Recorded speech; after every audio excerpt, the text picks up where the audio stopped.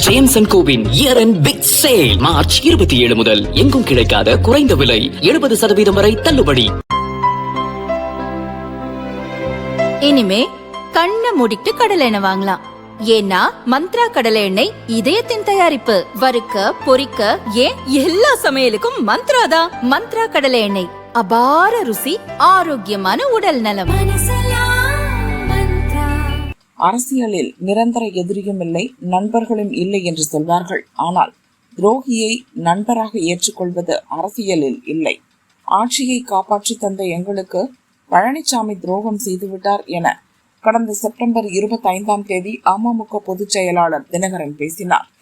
மேலும் அதிமுக பொதுச் செயலர் பழனிசாமியை தேசிய ஜனநாயக கூட்டணியின் முதல்வர் வேட்பாளராக ஏற்க முடியாது என கூறி கூட்டணியை விட்டும் வெளியேறிவிட்டார். ஆனால் கடந்த ஜனவரி 24 பேசிய தினகரன், கடந்த 2017 ஏப்ரல் வரை நாங்கள் எப்படி ஒரு குடும்பத்து அண்ணன் தம்பியாக இருந்தோமோ அதுபோலவே இப்போது ஒன்றாக இருக்கிறோம். இனி எல்லா இடங்களுக்கும் ஒன்றாகத்தான் செல்வோம் என கூறினார். பழனிசாமியும் நானும் ஜெயலலிதா வளர்த்த பிள்ளைகள். நாங்கள் ஒன்றாக இணைந்து செயல்பட உள்ளோம்.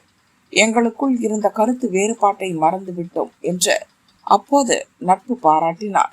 கடந்த மார்ச் 23 அன்று தேசிய ஜனநாயக கூட்டணியில் தொகுதி பங்கீட்டை அதிமுக அலுவலகத்திலிருந்து அறிவித்தார் பழனிசாமி.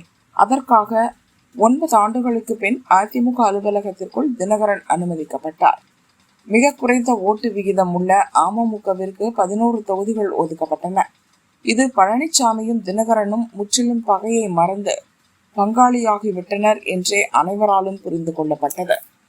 இது அதிமுக அமமுக கட்சியினர் மத்தியில் பெரும் உற்சாகத்தை ஏற்படுத்தியது.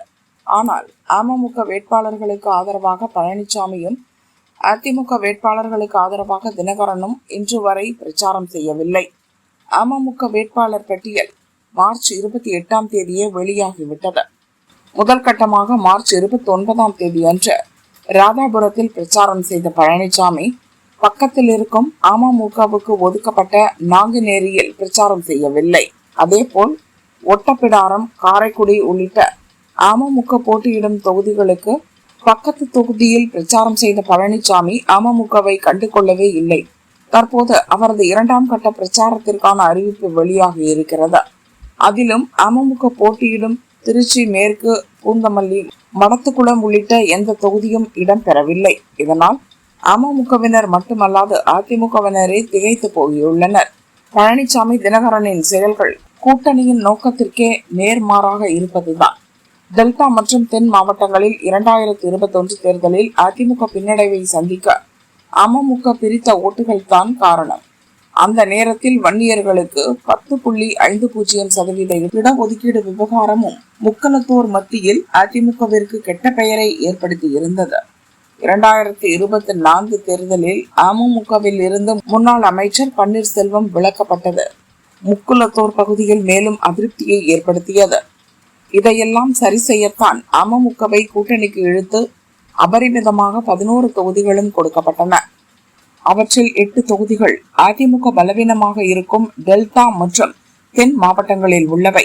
இருப்பினும் களத்தில் தாமரை இலையில் தண்ணீரை போல் அதிமுக அமமுக கூட்டணி ஒட்டாமலே இருக்கிறது. இது பற்றி அதிமுக மற்றும் அமமுகவினர் கூறியதாவது: தினகரனுடன் கூட்டணி சேர வேண்டும் என்றால் அவர் தேர்தலில் போட்டியிடக் கூடாது என்ற ஒரு நிபந்தனையை பழனிசாமி விதித்திருந்தார். அதை தினகரன் ஏற்றுக்கொண்டார். அதனால் தான் தொகுதி பங்கீட்டில் அமமுக கேட்கும் தொகுதிகளை ஒதுக்கியே ஆக வேண்டும் என்ற கட்டாயம் பழனிசாமிக்கு ஏற்பட்டது. அதிமுக மாவட்ட செயலர்கள் தொகுதிகளை கூட அமமுகவுக்கு பழனிசாமி ஒதுக்கினார். வார்த்தைகளால் பங்காளிகள், சகோதரர்கள் என சொன்னாலும் இருவருக்கும் இடையில் இருக்கும் ஈகோ பிரச்சனை இன்னும் முடிவுக்கு வரவில்லை. பிரச்சார காலத்தில் இது போன்ற நெருடல் வந்துவிடக் கூடாது என்றுதான் அதிமுக அமமுக கூட்டணி இணைந்ததும் பீகார் பாணியில் பழனிசாமி வீட்டில் தினகரனுக்கும், தினகரன் வீட்டில் பழனிசாமி விருந்து நிகழ்ச்சியை நடத்த பாரதிய ஜனதா முயற்சி செய்தது. ஆனால் கடைசி வரை இருவருமே அதற்கு ஒப்புக்கொள்ளவில்லை. கூட்டணி நிகழ்ச்சிகளுக்கு அப்பாற்பட்டு இருவரும் தனிப்பட்ட முறையில் பேசிக்கொள்ளவே இல்லை. இதுவும் கூட்டணி ஒட்டாமல் இருக்க காரணம் என தெரிவித்தனர். முக்குலத்தோர் ஓட்டுகளை குறிவைத்து ஒரு பக்கம் தேர்தலில் இறங்கியுள்ள சூழலில் பழனிசாமி அமமுக தொகுதிகளில் பிரச்சாரம் செய்யாவிட்டால் அதிமுக மீது முக்குலத்தோர் இழந்த நம்பிக்கையை மீட்க முடியாது. அந்த சமூக ஓட்டுகள் 2021 மற்றும் 24 போல மீண்டும் பிரியும் சூழல் ஏற்பட்டுள்ளது. இருவரும் பாரதிய ஜனதாவையும் புறக்கணித்து வருகின்றனர். பாதுகாப்புக்கு ஒதுக்கப்பட்ட மயிலாப்பூர் தொகுதியில் இருந்துதான் பிரச்சாரத்தை பழனிசாமி துவங்கினார். பாரதிய ஜனதாவில் வேட்பாளர் அறிவிக்கப்படாத நிலையில் தமிழிசையை வைத்து பிரச்சாரம் செய்தார் பழனிசாமி. அதுவுமே தமிழிசையை அவர் அழைக்கவில்லை என கூறப்படுகிறது. தமிழிசை கலந்து கொண்டதில் பழனிசாமி சற்று அதிர்ச்சி அடைந்தார் என்றே அதிமுகவினர் சொல்கின்றனர். அதன்பின் பாரதிய ஜனதா தரப்பில் யாரையுமே தன் பிரச்சார வாகனத்தில் பழனிசாமி ஏற்றவில்லை.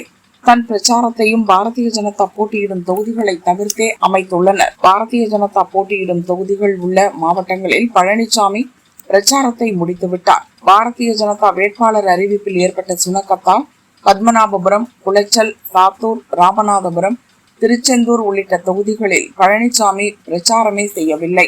அதேபோல் 2ஆம் கட்ட சுற்றுப்பயண அறிவிப்பிலும் பாரதிய ஜனதா போட்டியிடும் தொகுதிகள் இடம்பெறவில்லை.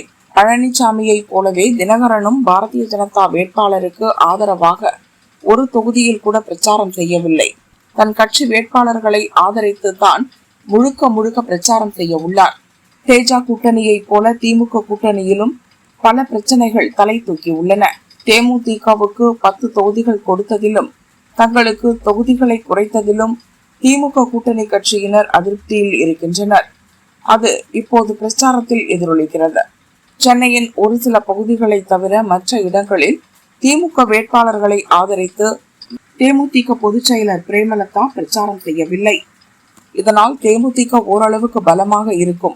வட மாவட்ட திமுக வேட்பாளர்கள் ஷாக் ஆகியுள்ளனர். ஏற்கனவே விசிக தலைவர் திருமாவளவனை பொது தொகுதியில் பிரச்சாரம் செய்ய திமுக அனுமதிக்கவில்லை.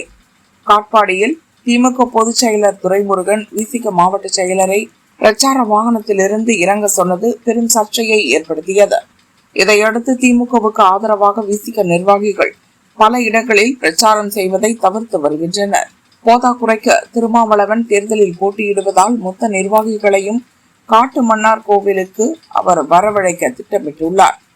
மதிமுக பொதுச் செயலர் வைகோவும் அவரது மகன் துரையும் அவர்களது கட்சியினரை ஆதரித்துத்தான் பிரச்சாரம் செய்ய திட்டமிட்டுள்ளனர். கம்யூனிஸ்ட் தலைவர்களும் திமுக வேட்பாளர்களுக்கு ஆதரவாக பிரச்சாரம் செய்வது சந்தேகம்தான் என கூறப்படுகிறது.